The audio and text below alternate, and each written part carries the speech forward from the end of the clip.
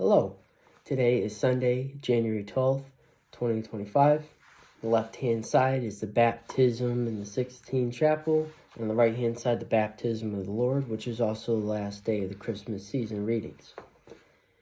For more than 40 years on the feast of the baptism of the Lord, the Pope has baptized infants underneath Michelangelo's beautiful frescoes in the Sixtine Chapel. Pope John Paul II started the tradition of baptizing infants in the Sixtine Chapel in part because of the unparalleled beauty of the Renaissance masterpiece. In fact, during his tenure, he commissioned a restoration of the chapel to remove soot and grime from the frescoes. The chapel, also the setting for papal elections, draws nearly 5 million visitors a year. Originally reserved for children of the Swiss Guard, babies who receive their sacrament of baptism from the Pope also now include children of employees of the Holy See and Roman Curia. Last year, Pope Francis baptized 16 babies in the Sixtine Chapel on the Feast of the Baptism of the Lord. The annual baptism helped keep the Sixtine Chapel in regular use as it first was intended, a sacred place and space to worship God and meditate on the various events of salvation history through art. Today's feast of the baptism of the Lord marks the end of the Christmas season. It also marks the beginning of Jesus' ministry, highlighting his true identity as the Son of God.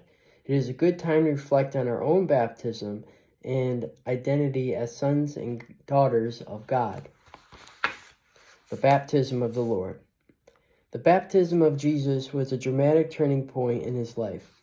Jesus was about 30 years old and had spent his whole life in the obscurity of a small hill town up north called Nazareth. He worked as a carpenter, and in the eyes of the townspeople, he was just like everybody else. Then the time came when he was drawn to fulfill his destiny. He left Nazareth and went southward to where John was baptizing. He apparently spent some time there, weeks, maybe months, listening to John, watching people come forward for baptism. We can picture him in the middle of the crowd, sensing that soon he must no longer be part of the crowd, but the one the crowd came to hear. One day, he took a deep breath, summoned his courage, and stepped forward. The heavens opened, and the Spirit came upon him. And a voice from the heavens said, "You are my beloved Son."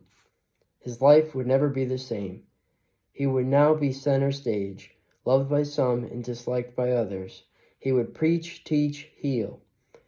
He would show us a new way to live. He would show us a new way to die, with trust in God. Right after his baptism, he faced the temptation to take a different path, but he fought it off and fulfilled the mission he was meant to fulfill. As we close the Christmas season and open the door to the rest of the year, it is this Jesus who says to us, "Come, follow me." Spend some quiet time with the Lord.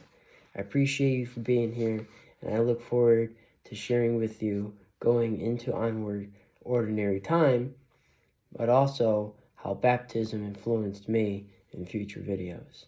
So I appreciate you for being here throughout this journey, and I hope you have a blessed day.